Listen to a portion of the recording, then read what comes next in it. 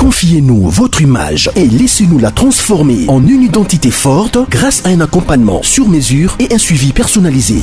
De la communication institutionnelle au marketing politique et commercial, Eshima vous apporte des solutions grâce à une parfaite connaissance des outils de l'information et de la communication.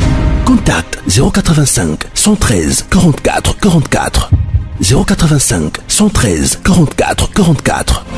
Eshima Magazine, un nouveau standard d'information. Alors abonné na biso nyoso ya Sangwa Congo Télévision ba etu basu libaku ya kolanda biso ndenge toyebisaka bino toujours que non biso tozalaka pas seulement na ba parlement mais tokitaka pe sur le terrain pona kopesa bino ba information politique à temps réel.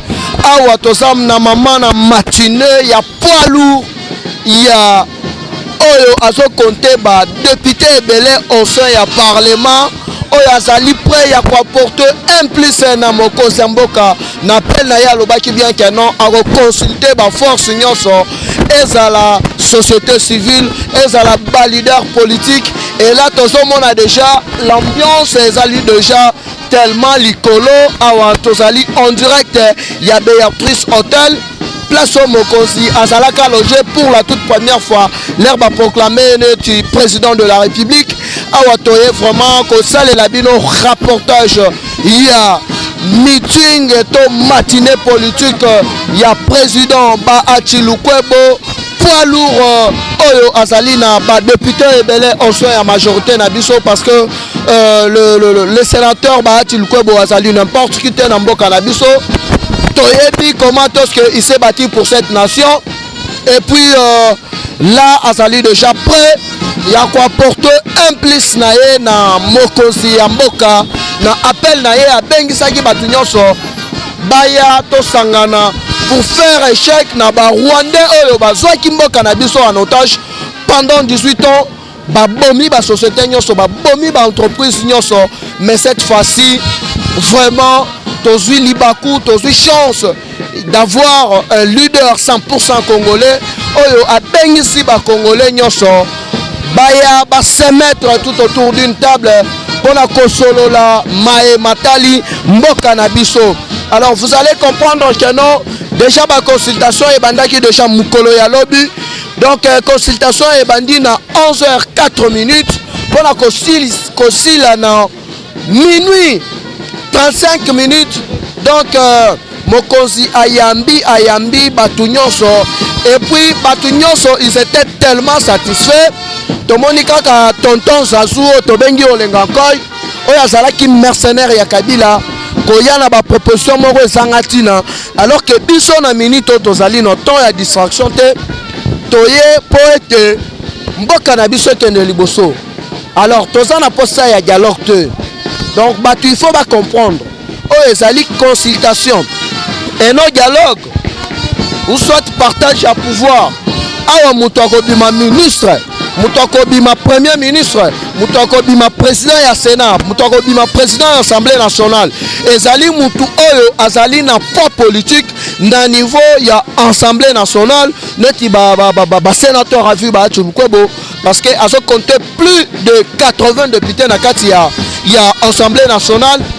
Et puis tout le monde qui non batou bazoko continuer toujours ko quitter navire ya FCC navire ya ba Rwandais oyo bazwaki mboka na biso en otage awa nazoyebisa bino ba Rwandais nyonso oyo bopia mboka na biso boyeba que non l'air a sonné parce que le Congo appartient aux Congolais. Yango bazomona que non batu nyonso ba poids lourd nyonso ya politique bapesi ba répondre na appel ya mokonzi mboka favorablement. Le président Moïse Katumbi a déjà mokolo ya vendredi na ville province de Kinshasa pona kokutana lisusu na chef de l'État pour apporter un plus na ye parce que oyo eza likambo ya songolo mpakala te mais oyo ezali au contraire likambo ya mboka na biso to solo la Congo parce que tozomona batu mususu oyo bazali ba inconscient yo ezali présidente de l'Assemblée nationale à combien plus forte raison okende aussi courage oreni courage ya kolongola tobengi effigie ya chef de l'État pona ko remplacer ngo na carte ya RDC. Est-ce que na bureau na yo place ya musala leo che carte ya RDC? Est-ce que ozali congolaise? Est-ce que mutu grande personnalité net yo oko agir ainsi? C'est pour vous dire que non, Tambo Mwamba azali président ya Sénat sortant, Janine Mabund azali présidente de l'Assemblée nationale sortant, Ilunga Ilunkamba azali premier ministre sortant. Alors il est temps il y a qu'un an de remettre au train sur le rail. Tozali kopona premier ministre Torobimisa premier ministre Yassika Oyo azali 100% congolais. Torobimisa président du Sénat Oyo azali 100% congolais. Torobimisa président de l'Assemblée nationale Oyo azali 100% congolais. Parce que Batouana bazali toujours mutema duku duku. Pourquoi ils ont peur? Ils ont peur parce que baebi que non, les régimes ezalaki régime moko maléfique, ezalaki régime moko sanguinaire. Oyo bango koboma koiba ezalaki slogan na bango. Donc ezalaki mode de vie na bango. Alors là le chef de l'État a dit non, les Congolais venaient tous ensemble tous se mettre tout autour d'une table pour la consolo la makambu yo République démocratique du Congo. Yango somona kenon batu nyonso o bazali na ba député ebele na niveau ya Assemblée nationale bazali ko répondre favorablement. Alors makambu ezali tellement kitoko mes chers compatriotes. Alors tozali en direct ya Béatrice Hôtel parce que boyoki déjà ba grande puissance ya monde mobimba balobi nini balobi oyo ezali nango transition sans Kabila parce que le changement c'est Fachi. Yango bosomona keno ba poids lourd ya mboka na biso, ba poids lourd ya politique, bato bazana ba député ebele. Donc uniquement bato bazana ba député nde ba osala consulter. Ceux qui ont moko salut député au se sentir que non, il faut yaka porte sali polele pona koyamba batu nyonso. Alors awa en direct ya Songa Congo tozali sur le terrain pour na kozwe la bino ba information à temps réel ko pesa bino mayenyo sozo le kana ya ba matinée nyonso politique ya ba tout oyo basali ko pese parce que tozali toujours mobiliser, tozali toujours sensibiliser, ya batu nyonso ba répondre na appel ya son excellence Félix Antoine Tshisekedi Tshilombo. Alors c'était votre fils Otobengi na kombo mwana koli mwana na bino ndeko na bino. Donc on est là tozo sala la bino politique ya terrain avant to kita kikwiti pona ko sala toujours mobilisation pona ko la musa toujours ba base pona koyeba ete ndenge sali wana match comme bien match sali bien makasi. Donc il n'y a plus match, il n'y a plus match sali kitoko match sali elengi. Donc bon restez branchés. Yoki lobby boyoka ki tubela ya ne mwana semi oya lobby que non azalaki induit en erreur par Olive Lembena Kabila abanda kofinga mama Denise a sengi ba pardon a lobby ba kosaki ngai oza mwana na ngai mobali na yo azali mwana nkasi na ngai alors limbisa ngai asengi pe mutuka ba pese mutuka. Alors ezalaki kitoko makasi déclaration à moi ne mwana semi a lobby tous les bane Congo nyonso bazala toujours sima ya Fachi. Alors dans les prochains jours toko kita lisusu na kikwiti pona ko sala toujours mobilisation ya appel ya chef de l'État. C'était votre fils Mwana Koli. Big up dans les prochains numéros. Eshima, votre magazine qui bat au rythme de l'actualité. Retrouvez la nouvelle édition. Exclusivité.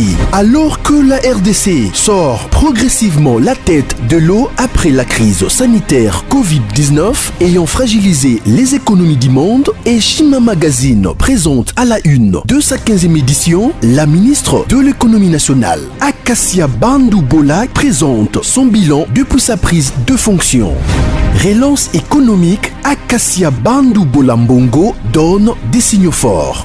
baisse des prix des produits pétroliers, maîtrise des prix des denrées alimentaires pendant des temps forts, organisation des marchés populaires afin de soulager les paniers de la ménagère en période de Covid-19, une franche collaboration avec les opérateurs économiques et dotation en équipement de son administration, la ministre de l'économie nationale affiche un bilan éclatant de sa première année de gestion de ses très stratégiques portefeuilles. Et Shima Magazine revient sur chaque étape de la vie de la Margaret Thatcher congolaise.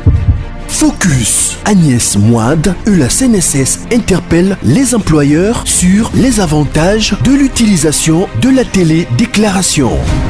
Payer l'impôt est un devoir civique. Barnabé Mwakadi Mwamba, directeur général de la DGI, sensibilise les assujettis.